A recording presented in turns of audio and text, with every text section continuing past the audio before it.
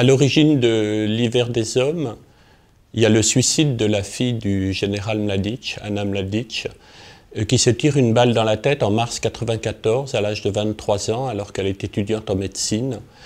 Et ce suicide, en fait, me trouble, me touche beaucoup, parce qu'il me ramène aux thèmes qui traversent tous mes livres, en fait, qui est comment parvient-on à se construire contre ses parents, c'est-à-dire comment parvient-on à grandir, à s'inventer une vie en dépit de parents effrayants.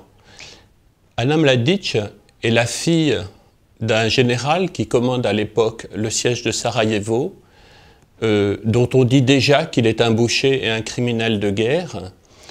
Elle a la réputation d'adorer son père, de l'aimer infiniment, et cependant elle se tire une balle dans la tête. Et au moment où ça arrive, je rentre de l'ex-Yougoslavie où j'ai passé tout un automne pour écrire un premier livre. Ça me trouble tellement que j'ai presque envie d'y retourner et je garde ça sur le cœur pendant 17-18 ans. Et puis, à l'hiver 2010, je retourne en Serbie avec le désir de rencontrer les enfants de tous ces gens qui ont fait cette guerre effrayante et de les rencontrer eux aussi, les pères.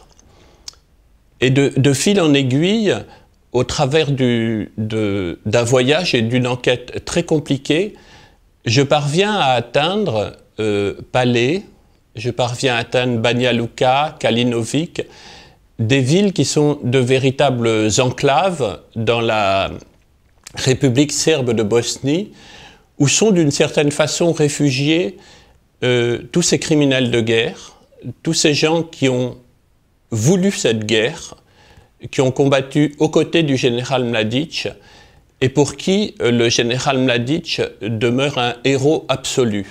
Anna Mladic a-t-elle vu des photos du massacre du marché de Marcalé dans la presse étrangère? Ces photos épouvantables où l'on voit des corps d'enfants démembrés? A-t-elle entendu l'expression « boucher de la Bosnie » pour désigner son père? A-t-elle pensé qu'avec tout ce qu'elle avait su et vu, il valait mieux que sa propre vie s'arrête là?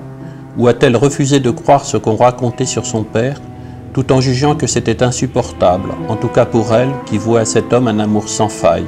Elle est partie sans un mot, laissant à chacun le choix de penser ce qu'il voudrait des raisons de sa mort. Je pense que dans la vie, on porte le poids de l'héritage, de qui on est, et que si moi aussi, étant serbe, j'avais eu toute ma famille massacrée par les Ustashi croates qui étaient les alliés des nazis pendant la guerre, j'aurais très vraisemblablement mené cette guerre contre les Croates notamment, contre les musulmans aussi, parce que ça aurait été mon destin d'une certaine façon. Et je pense que dans la vie aujourd'hui aussi, nous tous, même ici, dans notre pays en paix, on a tous le poids de notre héritage intellectuel qui pèse sur nos épaules. Et donc je regarde ces hommes sans avoir aucun jugement critique sur eux. Simplement, ce sont des hommes comme nous qui sont engagés dans un destin dramatique très singulier. Et j'ai envie de comprendre comment ils vivent aujourd'hui. Et ce qui me trouble énormément, c'est que je vois assez vite que s'ils tiennent debout encore aujourd'hui, c'est parce qu'ils ont ce discours qui parvient à les soutenir, de dire « on a gagné la guerre, on ne nous reconnaît pas notre victoire », alors que nous sommes probablement le dernier rempart contre l'invasion des musulmans en Europe. Ils ont un discours comme ça, très paranoïaque, très effrayant. Et s'ils tiennent debout, c'est parce qu'ils ont ce discours, parce qu'à l'intérieur d'eux, ce que je vois, c'est qu'ils sont complètement détruits par ce qu'ils ont fait. Ce sont des gens qui n'ont plus d'âme, en fait. Et si je voulais résumer un peu ce qu'ils disent, je dirais qu'ils soutiennent la légitimité d'avoir tué leurs voisins pour une guerre qu'ils estiment juste, et qu'ils ont probablement deviné que lorsqu'on tue son voisin, on se tue soi-même. Et donc, ce sont des morts vivants, en fait, tous ces gens que j'ai rencontrés. Nous croyons qu'à rompre avec la source du mal, nous allons pouvoir inventer notre propre vie et apporter le bonheur à nos enfants, avais-je écrit cette nuit-là, ne cessant d'arpenter nerveusement ma chambre d'hôtel, alors que nous sommes faits de ce mal et qu'ainsi il continue à nous habiter et de nous ronger, quoi que nous décidions et quel que soit l'endroit du monde où nous allions nous réfugier.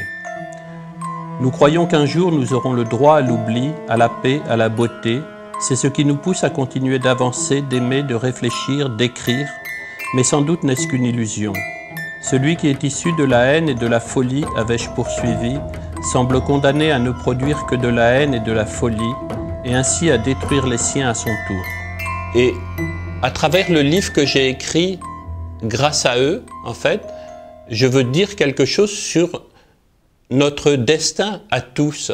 Parce que, d'une certaine façon, ce qu'ils vivent, c'est de façon extrêmement violente et puissante, ce qu'on vit aussi parfois dans notre quotidien, nous, tous les jours. Je suis très frappé, moi, par exemple, quand je vois nos guerres intimes en France, par exemple.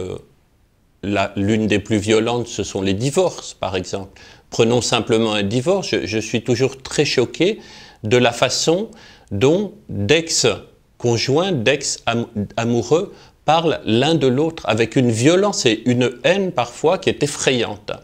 Et en fait, d'une certaine façon, c'est la même haine familiale qui s'est jouée à l'intérieur de l'ex-Yougoslavie entre des gens qui s'étaient épousés souvent, parce qu'il y a beaucoup de couples, l'homme est serbe, la femme est musulmane, etc.